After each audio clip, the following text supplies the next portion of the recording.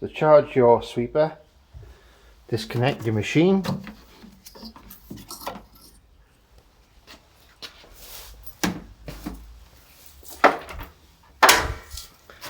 Take your 12-volt battery charger and connect it into that. Make sure your charger is switched on and you will see this light.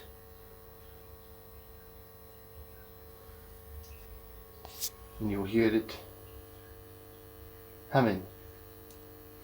When it fully charges, the lights will go from partially charged to fully charged. Both of those lights should light up.